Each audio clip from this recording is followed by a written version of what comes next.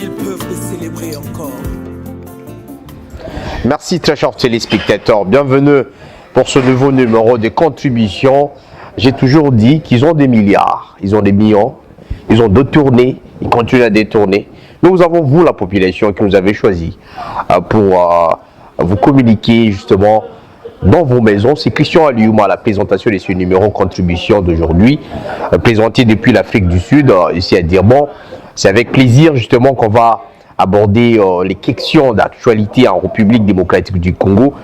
Aujourd'hui, des questions seront au centre de notre réflexion, justement, la question sur la proposition de la loi Tchani qui défait la chronique en République démocratique du Congo, mais aussi les tabassages, laissez-moi dire ça comme ça, le brimade que notre confrère, notre président justement de l'Union pour la presse congolaise, justement aussi président de CISAC à Kinshasa, Christian Boussimbi, à qui j'ai dit, justement, je suis navré de la situation qui s'est passée à Paris.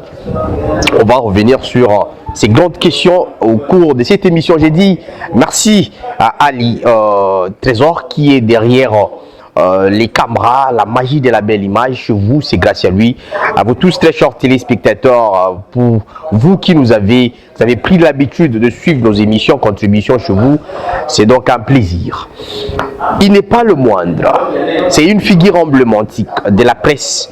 Il est toujours avec nous dans nos différentes prestations d'Ime Maziba. Vous allez le rencontrer au cours de cette émission. Il est un cadre de l'ensemble pour la République de la Fédération KwaZulu-Natal. Vous aussi un écrivain, il est écrivain, il est analyste politique, plusieurs ouvrages sur son dos. C'est quand même quelqu'un, la haute facture justement de la politique ici dans la ville de Durban. On va le recevoir dans cette émission, mesdames et messieurs, pour avec lui réfléchir cette question de la proposition de la loi Tchani et pourquoi, qu'est-ce que prépare l'ensemble pour la République et pour les échéances électorales à en venir. 6 mois nous séparent de ces enjeux électoraux. Alors, sans pour autant t'adresser, je veux vous inviter de découvrir notre invité aujourd'hui. Il s'agit bel et bien d'Ime Maziba, à qui j'ai dit bonjour. Bonjour, Christian Aliouma. C'est un plaisir de vous voir un peu plus d'un temps. La dernière fois qu'on s'est vu dans un plateau de contribution, c'était il y a de cela des ans. Comment vous portez et quelles sont les nouvelles? Bon, vous savez, il est difficile dans les contextes actuels de dire que l'on se porte mieux. Vous savez, nous sommes ici dans une situation particulière où notre pays est agressé et les ennemis, aussi bien externes qu'internes, travaillent de manière à créer un génocide. Et il est quand même difficile de dire que l'on se porte bien, mais le plaisir est partagé. Je suis heureux aujourd'hui de me retrouver en face de vous, encore une fois, afin comme ça de nettoyer la robe ternie de certaines actualités politiques, mais en même temps de donner un point de vue sur la situation globale qui prévaut dans notre pays. C'est un peu comme je venais de vous le dire, que nous croyons au niveau d'ensemble pour la République du président Moïse Katumbi, et même nous qui sommes dans la Fédération de Durban, qui est piloté des mains de maître par le président Fiston Moudeba, que c'est du choc de la lumière, des contradictions que j'ai eu de la lumière. Et donc je me prête à cet exercice volontiers afin que le Congolais qui nous suivent de manière pédagogique puisse bénéficier de ce dont nous allons parler aujourd'hui. Merci très chers téléspectateurs. Ça, ce sont justement la plus en plante les décors pour commencer les hostilités. Avec lui, c'est toujours comme ça. Avec lui, c'est la réflexion, c'est la précision, c'est la pédagogie, justement, mesdames et messieurs. Vous allez beaucoup découvrir à travers de cette émission, mais je pense justement à Eric Kitoa depuis la ville de Lubumbashi, notre député, un candidat député aux élections qui justement vont devoir se tenir au 24 décembre de cette année. Maziba, c'est un plaisir justement, comme j'avais dit à l'entente de cette émission, la loi portant, la proposition de loi portée à l'Assemblée nationale, alignée justement pour la séance parlementaire, justement la section de mars, la question de Peter Tchani, qui, selon certaines opinions pensent que ce serait la meilleure loi pour verrouiller justement l'accès aux étrangers justement d'occuper la magistrature suprême dans notre pays. Comment est-ce que vous trouvez cette loi? Est-elle opportune aujourd'hui de penser à cela? Est-elle importante cette loi aujourd'hui vis-à-vis des agressions que nous subissons au Congo d'une manière permanente, 30 ans de guerre à l'est de la République et tout ça? Est-ce que vous ne trouvez pas que cette loi aujourd'hui va aider la population congolaise? Merci pour la question. Tout d'abord, je suis souvent écœuré de voir l'énergie avec laquelle les médias tendent comme ça à ragaillardir cette question et même le sujet, parce que c'est un sujet qui n'est évoqué par personne. Celui même des concepteurs de cette loi, M. Tchani, n'existe que dans les réseaux sociaux. C'est un personnage médiatique, c'est un personnage qui n'a aucun impact direct au niveau de la population, et d'ailleurs personne n'en parle. Mais puisque vous me posez ces questions, je me ferai volontiers de vous donner un point de vue par rapport à cela. Écoutez, moi j'ai toujours invité la jeunesse congolaise et africaine à travailler. Parce qu'aujourd'hui, le travail a démontré que l'on peut se bâtir une dignité sans forcément être le valet ou le cheval de course des gens. Aujourd'hui, Noël Tchani, rattrapé par le poids de l'âge, je rappelle que Noël Tchani va vers la soixantaine, après avoir passé plus de 40 ans inutiles en Europe, comprend qu'il faut faire marche arrière et revenir au pays. Et parce qu'il n'a rien à prouver, il n'a plus rien à donner au peuple congolais, il s'amène comme ça avec une feuille de chou qu'il appelle loi Tchani pour diviser le Congolais. Mais l'opportunité ou l'inopportunité de cette loi se pose à quel niveau? Parce que Noël Tchani déjà, la personne qui porte cette loi, qui vient avec ce message déjà lui-même est américain. Donc vous voyez qu'il s'agit ici d'un débat. En fait, il ne faut pas aller dans ce sens. C'est un Congolais qui a déjà renoncé la nationalité américaine. Non, mais moi je pense que lorsqu'on fait la politique, on doit avoir un minimum d'éthique. On ne peut pas vouloir prétendre aux destinées d'un pays et en même temps empiéter, n'est-ce pas, sur les prérogatives constitutionnelles et sur les articles qui sont légis dans cette constitution. La constitution soyons plus pragmatique par rapport à la question. Je vous relance. Soyons plus pragmatique. Qu'est-ce que vous reprochez à cette loi? Je disais avant que vous m'interrompiez brutalement que Noël Tchani est un Américain. C'est quelqu'un comme ça qui a acquis la nationalité américaine. Moi, je pense que lorsqu'on fait la politique, je le disais, donc il faudra avoir des principes. Noël Tchani, qui est lui-même, qui est quelqu'un qui a acquis la nationalité américaine, alors que la Constitution, sur une loi qui n'a aucune base juridique, parce que le messager pose problème, la Constitution déclare que ne peut être congolais, que la nationalité congolaise ne peut être détenue concurremment avec une autre. Il s'agit ici du caractère exclusif de la Constitution. Et donc, lorsqu'un monsieur pareil déjà part sur une base non juridique pour vous amener des lois, ça pose problème. Et là, j'ai envie de citer Montesquieu, qui est un brillant penseur français, qui écrit un ouvrage auquel je recommande à Noël Tchani, parce que lorsqu'on l'entend parler, on sent que c'est quelqu'un qui ne maîtrise presque rien. Il est dans tout le domaine et finalement, il ne dit presque rien. Montesquieu pose une problématique aujourd'hui par rapport à ceux qui amènent les lois. Lorsqu'on amène une loi, on doit être soi-même exempt de reproches par rapport à ces lois. Il n'est pas normal que quelqu'un qu'un pédophile avéré puisse amener une loi sur la protection des enfants. C'est une contre-vérité, c'est une banalité et cela ne doit pas être cité. Mais la loi de Noël Tchani est une feuille de chou. Est une feuille de chou parce qu'aujourd'hui, la même Constitution dit que l'on ne peut pas restreindre les droits et libertés des Congolais. Et donc, Noël Tchani, aujourd'hui, se sentant en manque d'inspiration, vient comme ça, comme un tour abracadabresque, créer une loi qui déjà empiète sur la même Constitution. Parce que nos frères qui sont métis, qui sont nés de l'union entre des blancs et des noirs ou des gens de différentes nationalités, ayant un parent congolais, sont congolais. Et donc, vouloir amener dans les contextes actuels où il est important que le Congolais se mette ensemble, dans l'idée de bouter dehors les envahisseurs, Noël Tchani nous amène dans une loi, dans un débat qui relève d'une futilité, alors une futilité qui ne dit pas son nom. Et donc je pense que si il lui reste un minimum d'éthique, il est grand temps qu'il fasse marche arrière parce que les Congolais sont prêts à lui opposer un contrepoids nécessaire par rapport à cela.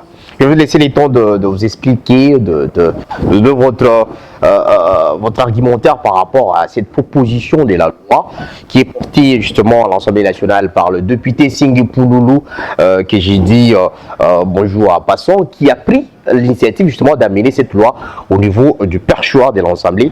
Question d'aligner ça par rapport à la session de mars. Mais la question que moi je me pose, cette loi, la loi portant justement les origines des Congolais, excluait que les Congolais de double nationalité ne puissent pas justement participer à des postes justement des postes régaliens de l'État comme le président de la République, comme le ministre, certains ministères. Mais aujourd'hui, avec la loi Tchani, on voit quand même l'ouverture vers l'étranger.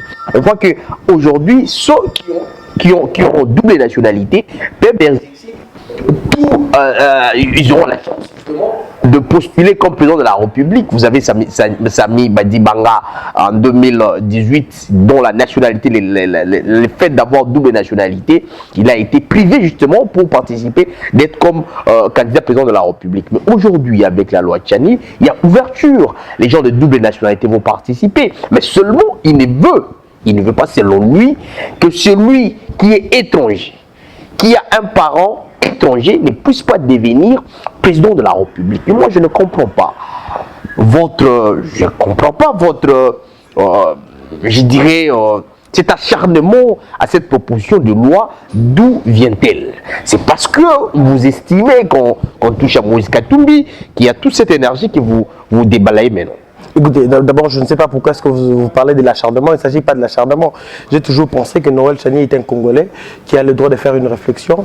Et Noël Tchani est victime, comme tous les Congolais, de la mégestion des différents régimes. C'est pourquoi je pense que lorsque l'on n'a pas eu le temps d'économiser 100 000 $, il est quand même, cela crée une frustration. Et donc Noël Tchani est frappé par le chômage comme tous les Congolais. Je comprends qu'il s'amène avec des lois alimentaires à la fin, afin de se créer une santé financière. Donc il ne s'agit pas de l'acharnement. Il a été plusieurs fois gouverneur à la Banque centrale. C'est quelqu'un qui, peut-être pour dire, Noël Tchani, qui est frappé par les chômages. Je vous mettrai à défi de me citer 2 ouvrages de référence publiés par Noël Tchani, 2 postes de référence que qu'a occupé Noël Tchani. C'est un personnage, je vous disais, médiatique. C'est quelqu'un qui n'a aucun, comme disent les anglophones, aucun background. C'est quelqu'un qui n'a aucune réalisation dans sa vie. Et je comprends. Écoutez, c'est quand même un Congolais qui a été victime du chômage pendant plusieurs années. Et c'est quand même normal que dans les contextes actuels, qu'il s'amène avec des lois pour diviser les Congolais. Et d'ailleurs, c'est France Fanon dans son ouvrage Peau noire, masque blanc. France Fanon, je le rappelle ici, est un brillant psychiatre qui étudie le caractère comme ça de frustration.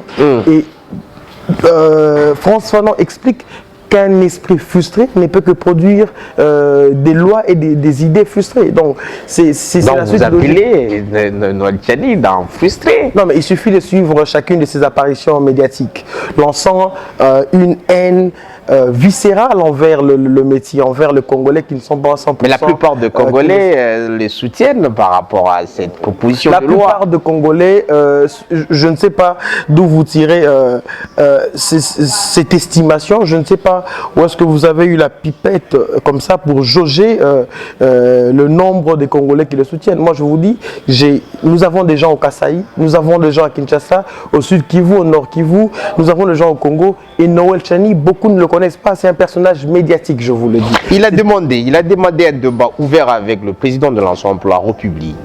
Il a demandé qu'il fasse un débat avec Moïse Katumbi. C'est cela même le problème. Et il estime que Moïse Katumbi n'est pas en mesure de... Non, mais c'est cela même le problème. Pourquoi le débat devrait être centré sur un personnage, sur une personne?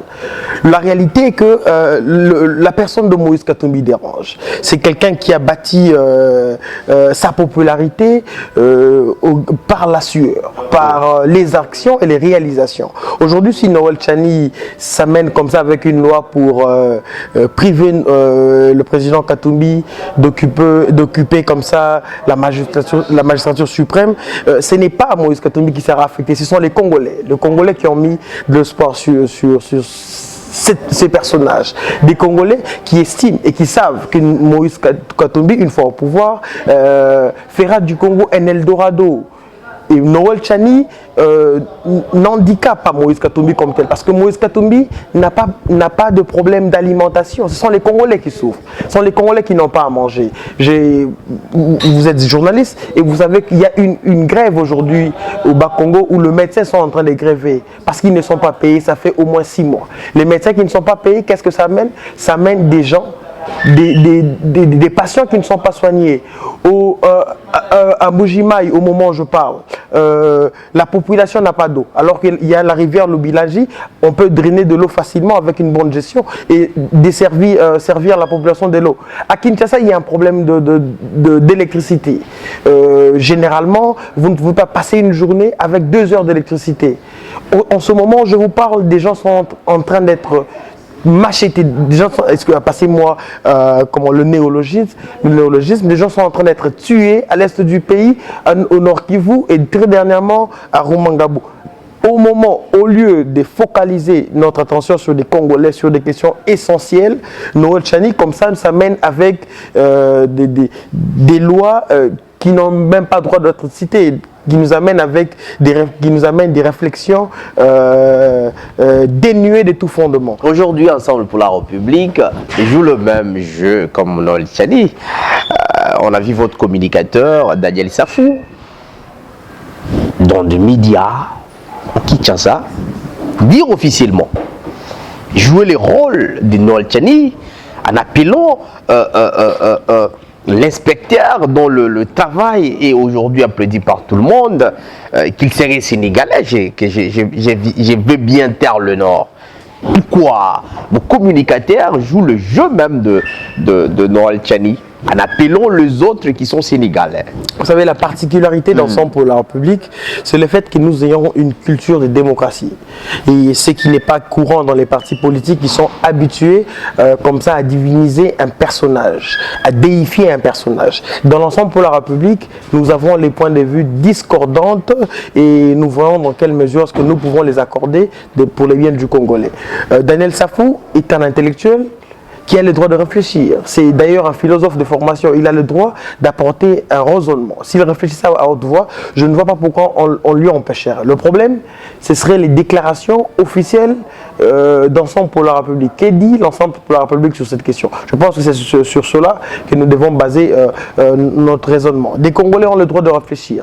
Je n'ai pas eu le temps de fouiner sur le passé, dans les passés de Jules Alingueté pour poser une idée sur cela, mais j'estime que les gens ont le droit de réfléchir, comme Noël Tchani le fait, et d'ailleurs, personne ne lui a opposé une certaine un contrepoids. Il s'est rapporté en justice, puisque déjà la famille se mobilise pour contacter les instances compétentes pour réglementer cette question. Je pense qu'ici, c'est l'image justement de l'ensemble qui est mise en cause, parce que vous reprochez les gens de l'IDP certainement de ses habitudes, mais on voit dans vous une politique des 2 poids 2 mesures. Vous d'un côté, vous refusez que la loi Tchani ne puisse pas être adoptée, ne puisse pas passer. En même temps, vos membres de votre parti politique sont en train de proférer des injures, proférer des allégations à l'égard des autres personnalités, à l'occurrence Jules Alingueté, dont on traite aujourd'hui d'un Sénégalais. Bon, je pense que vous sortez du contexte les propos de l'honorable Daniel Safou. Il n'a pas dit qu'il fallait mener une guerre contre Jules Alingueté. Noël Tchani, excusez-moi, je parlerai ici de Daniel Safou, déclare que cette loi n'a pas... Il répondait au fait à une question d'un journaliste concernant la question de la congolité évoquée par Noël Tchani, je venais de les citer tout à l'heure. Il dit, si l'on doit aller dans cette logique, même Jules Alingueté, qui est inspecteur de l'IGF, ne serait pas n'occuperait pas le fauteuil qu'il occupe aujourd'hui. Donc c'était une réponse à une question posée et comme on le sait, le justicière de ce régime des Bruxellois a jugé bon d'extirper une question de son contexte pour en faire un prétexte dans la vaine gloire aujourd'hui des chantés qu'il s'agit d'Ensemble pour la République qui est dans une logique comme ça de diviser les Congolais alors que les Congolais savent qu'aujourd'hui ceux qui créent la division des Congolais c'est le régime des Bruxellois avec à sa tête Félix Tshisekedi et les valets comme Noël Chani et tous les autres. Merci très chers téléspectateurs, comme vous le savez, aujourd'hui j'ai reçu pour vous Dim Maziba. Je rappelle qu'il est un écrivain, auteur de plusieurs ouvrages dont la plus populaire, Flame of Revolution, vous le connaissez, c'est un ouvrage qui est déjà partout ici en Afrique du Sud, vous pouvez le trouver dans des éditions justement ici en Afrique du Sud, mais aussi en République démocratique du Congo. Et on l'a reçu aujourd'hui pour aborder cette question, mais on va prendre dans la deuxième partie de cette émission sa réaction par rapport à l'agression dont notre frère Christian Bosimbi a été victime à Paris.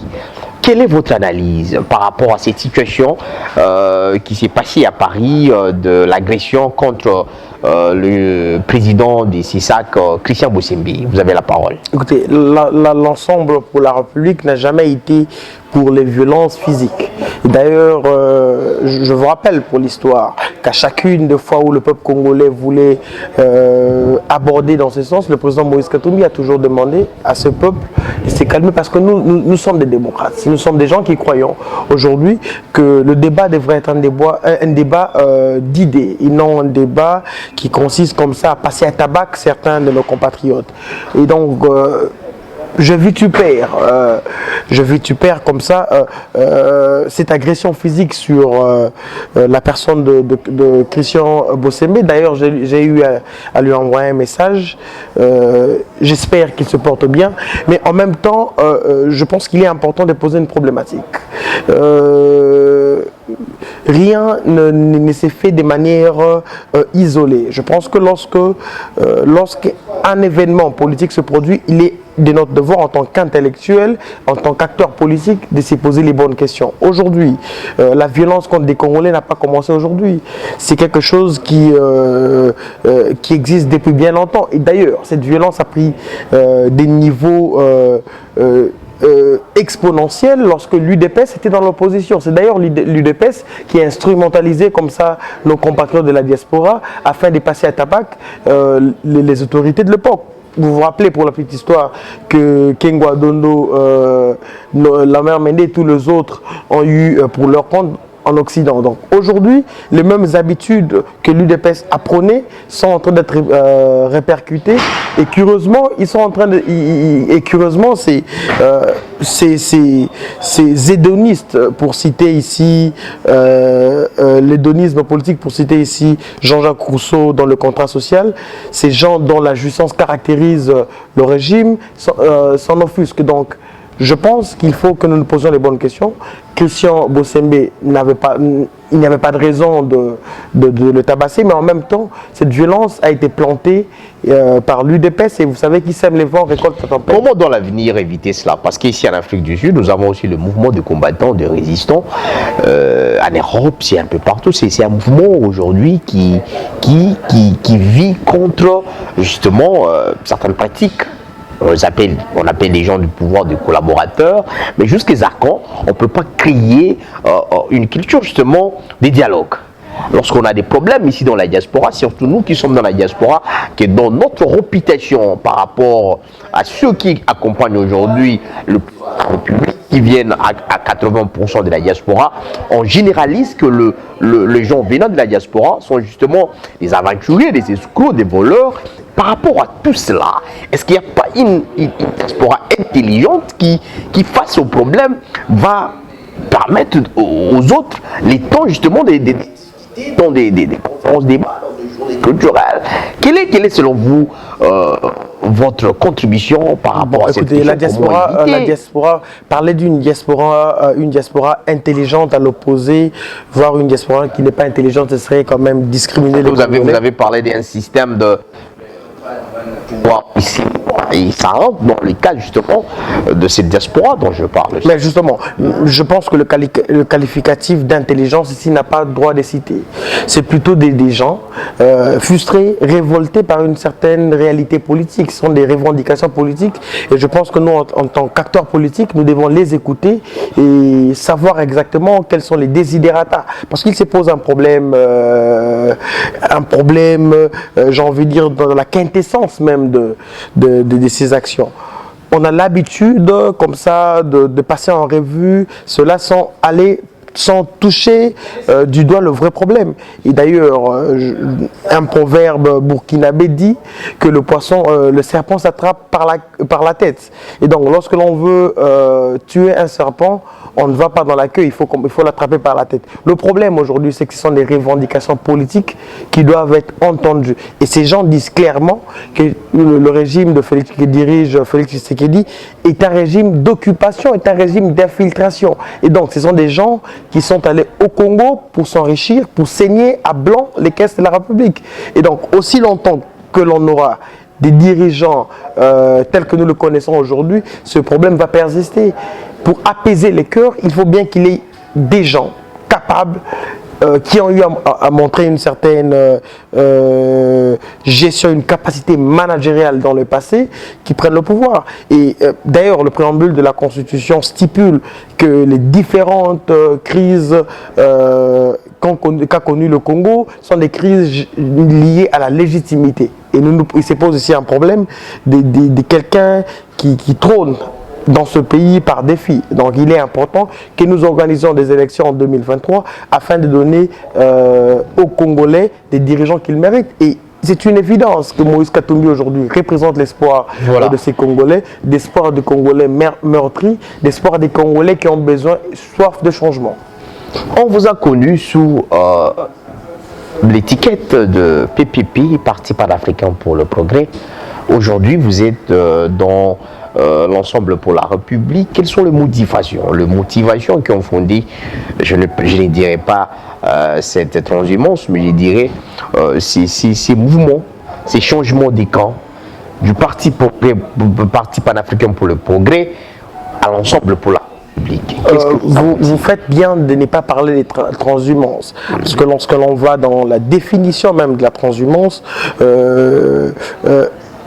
il s'agit ici d'un mouvement qui va, l'origine même du terme transhumance réfère à aux pâtures, aux animaux qui vont trouver les verts pâturages. J'ai quitté un parti politique, je n'ai pas quitté d'ailleurs.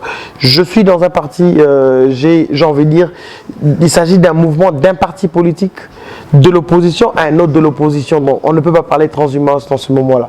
Le PPP n'est jamais mort. Le PPP est une structure qui s'est muée en mouvement de la société civile. Il s'agit ici d'une plateforme politique panafricaine pour le progrès.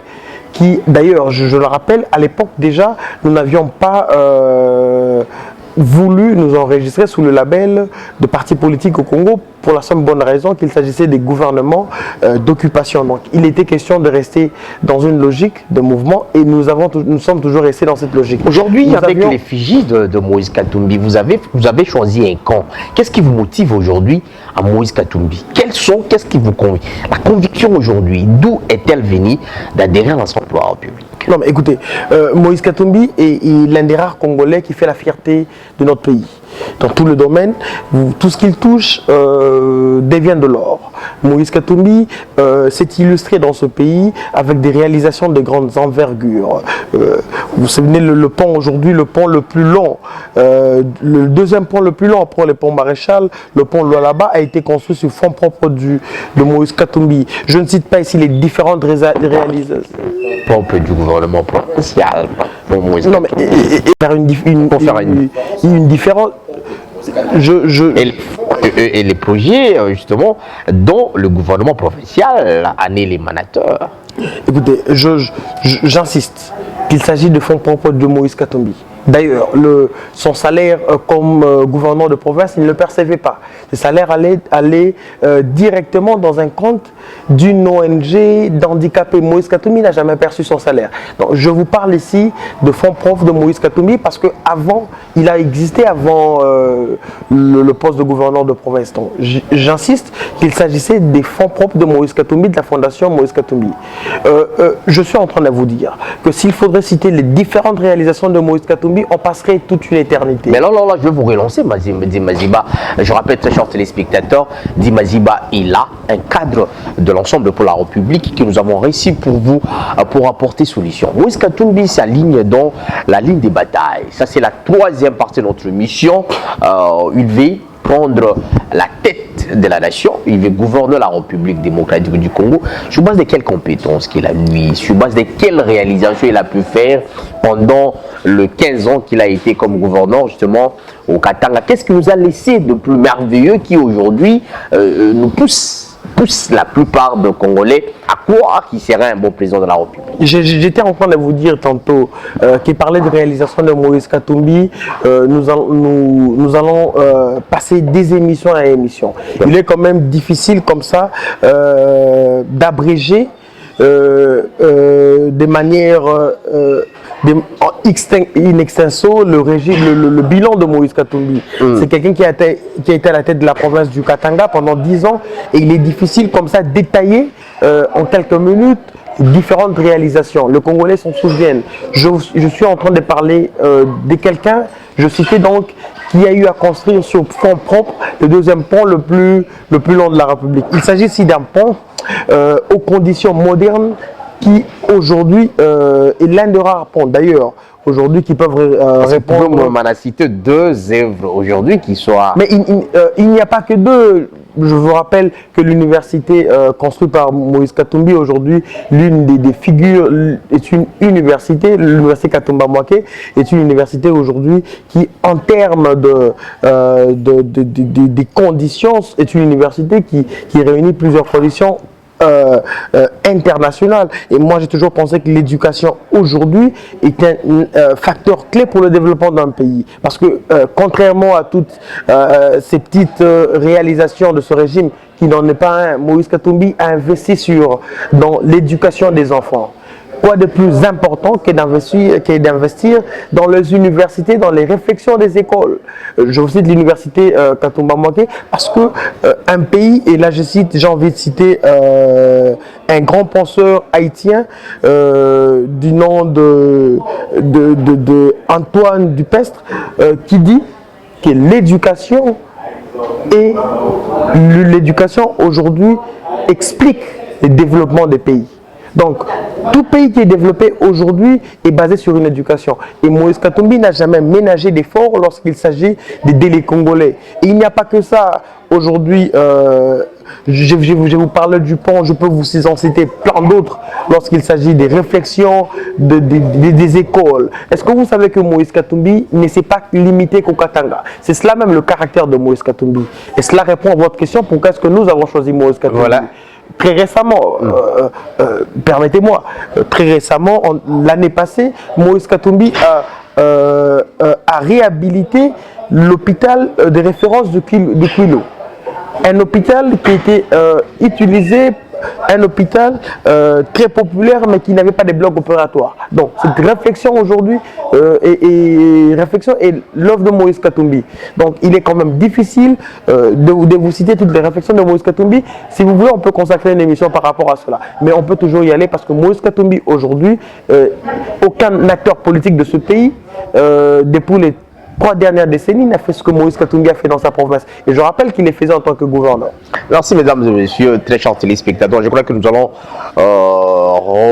inviter Maziba dans nos prochaines émissions pour parler réalisation. Moïse Katumbi face à sa réalisation. Ce sera une émission à part entière. On s'achemine lentement, sûrement vers la fin de cette explication. J'ai reçu pour vous Maziba. Je rappelle qu'il est un cadre du parti Ensemble pour la République, de la Fédération du KwaZulu-Natal, dont je salue le président Fiston Moudeba depuis quelque part. Nous acheminons lentement, sûrement. On va aborder la dernière question rapidement la question sur votre base électorale qui est Madimba au Congo central. Comment se porte la fondation d'Imaziba au niveau des Madimba aujourd'hui? La fondation d'Imaziba se porte à merveille. Je rappelle que ce n'est pas une fondation qui a été créée pour le besoin de la cause. C'est une fondation qui œuvre depuis environ 5 ans, de manière comme ça à aider avec le maigre moyen, aussi bien à Madimba, dans le territoire de Madimba, que dans le Congo central pris dans son ensemble. Et donc, nous menons des actions, nous avons continué à mener des actions. Nous sommes aujourd'hui l'une des fondations les plus dynamiques et votre humble serviteur aujourd'hui, l'une des personnalités les plus sollicitées. À Madimba, les gens vont vous suivre. Vous avez qualifié Tiani, professeur Tiani de Moscovite, vous l'avez plantifié qu'il a passé les temps inutilement en Europe, il n'a même pas une boutique au Congo. Vous avez parlé, qu'est-ce que vous avez fait des concrets à Madimba qui aujourd'hui serait peut-être meilleur, puisque lorsque vous critiquez les autres, vous devez être en mesure de faire mieux que ces autres-là. La comparaison entre Noël Tchani et moi n'a même pas droit d'être posée. Noël Tchani, c'est quelqu'un qui fait plus de 40 ans en Europe, qui revient avec un papier duplicateur, qui ne s'est jamais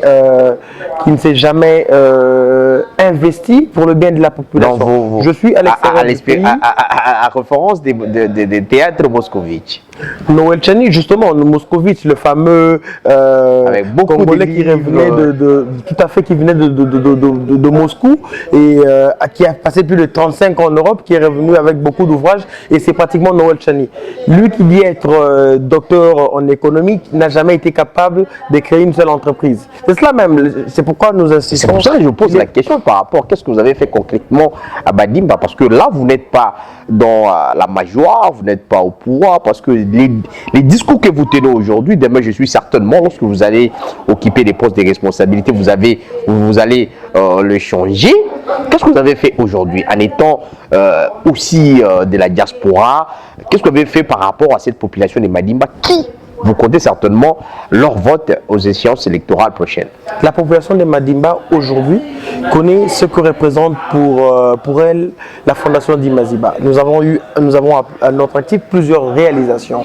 Entre autres, nous avions lancé l'année prochaine aucune cité sans eau. Cette opération qui a réussi consistait comme ça à doter à des cités dépourvues d'eau potable, des puits, pour leur faciliter l'accès à l'eau. Et donc nous avons réussi cela avec le moyen, j'ai envie de dire, des Congolais qui ont vu en nous une certaine volonté, qui ont mis la main dans la pâte de manière à réaliser cette campagne. Il n'y a pas que ça, il y a eu des réflexions, nous avons eu des réhabilitations des hôpitaux, des centres hospitaliers, des dispensaires. Nous sommes allés visiter des orphelins, donner de notre présence, expliquer, parce que nous sommes acteurs politiques. Et je pense qu'en tant qu'acteurs politiques, il est important que nous échangions avec la population sur des questions qui taraudent leur esprit. Nous avons fait le tour de Madimba pour leur expliquer les biens fondés de voter le président Moïse Katumbi et de voter votre serviteur, afin que nous qui ne sommes pas dans le pouvoir, qui ne sommes pas au pouvoir, mais qui nous démenons de manière à aider tant soit peu la population de Madimba, afin de nous donner cette chance-là pour que le pays Madimba, pris dans ce sens singulier, puisse avancer. Et nous sommes convaincus que 2023, c'est l'année où le prochain Moïse Katumbi va prendre le règne de ce pouvoir. Et je peux vous garantir que le Congo n'essayera pas l'Allemagne de l'Afrique, comme nous l'a dit quelqu'un. Merci très chers téléspectateurs, nous sommes comme ça arrivés à la fin de cette explication. Je pense au général général Kassongo Kabwika depuis la ville de Kinshasa. Coup de chapeau par rapport au service national, le service des bâtisseurs, l'encadrement que vous avez donné à ces enfants. J'ai dit merci mon général. Je vais revenir prochainement avec toutes ces déclarations. Peut-être prochainement on va aborder la question liée à l'Est de la République démocratique du Congo, l'état sécuritaire à l'Est de la République démocratique du Congo. Ça sera dans nos prochaines émissions. Mesdames et messieurs, on a toujours cette recommandation que nous faisons envers nos dirigeants.